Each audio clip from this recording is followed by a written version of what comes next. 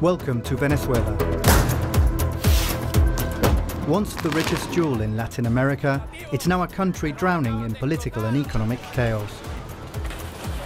As his people rage, President Nicolás Maduro's grip on power has grown increasingly desperate. It's feared a new constitution will establish a dictatorship. The BBC has heard disturbing allegations of state torture against demonstrators. I've been to Caracas to meet the resistance to the Maduro regime and to find out what future lies in store for this troubled country. It wasn't meant to be like this.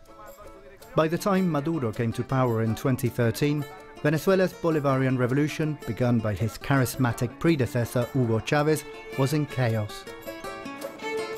Price regulations and the state control of industry had apparently failed. When the oil price fell, Venezuela's extravagant spending didn't stop. The country found itself borrowing heavily and increasingly reliant on imports of food and medicine. In the last 4 years, the economy has shrunk by a third. The IMF estimates that inflation is running at over 700%. The people began to go hungry. 3 out of 4 Venezuelans lost an average of 18 pounds in weight last year. Corruption helps the regime to stay in power. The army are kept on side by being given charge of the most critical imports. The media is muscled. In March, Maduro's Supreme Court declared the opposition-led National Assembly to be illegitimate. Demonstrations and violent clashes with the security forces followed. Over 100 people have died and thousands more have been arrested. In May, President Maduro called for a new constitution in an attempt to quell the protests. It's hard to get the government to talk to the media, but the minister in charge of food distribution, a key job in today's Venezuela, did agree to talk to me. In the Chavista worldview, there is a familiar bogeyman. Cuando el presidente Hugo Chávez fallece, los Estados Unidos deciden retomar el control de América Latina. En ese orden, cuando apenas el presidente Nicolás Maduro ganó la presidencia, comenzó un proceso desestabilizador para tratar de derrocar al gobierno. Para marzo del año pasado, las condiciones del país eran a punto de explotar. La oposición dijo que en 6 meses salíamos del gobierno, que para julio el presidente Nicolás Maduro estaría derrocado. Este año han asumido la violencia. The opposition, unsurprisingly, disagree. Former presidential candidate María Corina Machado thinks there's far more to the resistance than violent protest. Una es en todo el país, no es en una sola región como ocurrió en el pasado. En segundo lugar, es multigeneracional y es transversal a todos los sectores de la sociedad. Te encuentras en primera fila a muchachos que vienen de hogares realmente muy humildes.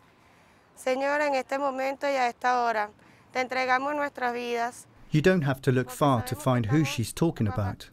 Street kids like these appear at every demonstration. Their enthusiasm to take on the security forces, whilst brave, places them in real danger. En el nombre de Jesús, amén. I saw it for myself at the very next protest. This is one of the most controversial aspects of the so-called resistance. Small pockets of demonstrators at the end of the protest come to places like this, a military base, and try to attack it. In there are already scuffles with some people telling them, don't do it, you're valuable, you're a young life, don't lose it. Because over there, the National Guard is already waiting for them. This residential block is called Los Verdes, the Greens. It's been a focal point of vociferous anti-government protests since April. Neighbours here set up barricades on a regular basis, and clashes with the police and National Guard are frequent. One evening the government said enough was enough. They sent in the tanks.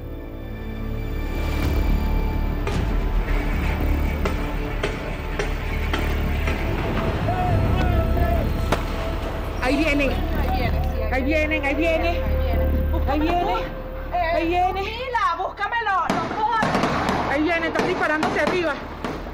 When she heard the police begin their assault, one of the residents, Camila, went to hide in a neighbor's wardrobe. When he opened the door of the wardrobe, the man who grabbed me, he did it by the hair. He lifted me and threw me onto the bed. They made us all lie down in the living room and they said, "Get your shoes off." And then they beat the boys in the head. They really beat up the boys horribly. Even though she told the police she was pregnant, they took no notice. They kept on beating us, even when they took us out of the apartment. They told someone, "Come on, I'm going to kill you right here, right now." Why did they take me? Because this is a dictatorship, and they nick whoever they want to, whether you're doing anything or not. Camila was taken to some of Caracas' worst prisons before eventually being released. Simón was not so fortunate. He was arrested at a demonstration accused of belonging to an opposition political party. They grabbed me from behind. There must be 18, 20 cops that came down on me. While they were kicking and hitting me, they put me on a bike and took me to the headquarters of the intelligence agency.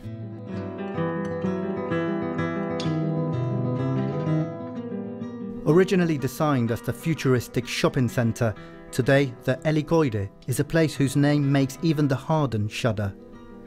Held in an overcrowded cell for over 2 months, Simón witnessed prisoners returning from interrogation with telltale signs of having been tortured. One got back, you could tell he was frightened. He couldn't stand up straight and you could see the burn mark on his ears. And the other guy, you could see his black eye. It was all bruised, so you could see they have given him shocks. Later on, several officers there told us we're going to give you the shock treatment. And we're gonna grab those two and soak them. Keep them soaked all night long. Simón was beaten but not tortured. But intelligence agency officials ignored a release order and he was only freed a month and a half later. But far from being intimidated, the opposition are growing in strength. Whilst we were filming with former presidential candidate Corina Machado, we witnessed an extraordinary defection from a Chavista loyalist. This is the Attorney General of Venezuela. She's now playing a key role in this crisis. Porque aquí parece que todo el país es terrorista. Y yo lo que creo es que tenemos un terrorismo de Estado. The Maduro regime was not impressed. La fiscal en sus palabras habla de terrorismo de Estado, habla de violaciones de derechos humanos. ¿Cuál es su visión al respecto de eso? ¿Cuál es su respuesta a eso? Mira, han muerto, asesinados en las guarimbas, más de 100 personas, pero de ellos, casi 20 son guardias nacionales o policías que le disparan con bazucas improvisadas. Y yo digo, ¿y por qué la fiscal general de la Nación no se pronuncia sobre ello? Many in the opposition, like Corina Machado, believe that behind the bluster, the endgame is being played out. Creo que el fin del chavismo va a ser posterior a la salida de Maduro. The president, though, sees a very different future for the opposition in Venezuela. Ya tiene su celda lista. Solo estoy esperando que llegue la constituyente. Ya tiene su nombre la celda para donde va este terrorista. Whilst their politicians fight it out, the students of UCV, the largest university in Venezuela, continue their own perilous resistance. Personally, I don't mind giving up my life out there in the streets if it is for a good cause. I always think that maybe one day my light will run out. And I think about those boys who didn't make it back home.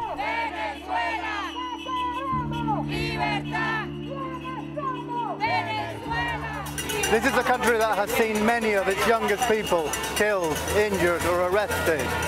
People like these are commemorating the lives lost in this wave of political unrest. Now this is very much an open wound and the consequences are far from known, regardless of who's going to run this nation. A constitutional assembly is now set to draw up a new constitution for Venezuela. At least that is the government's plan. It's a future that very few in the country are relishing.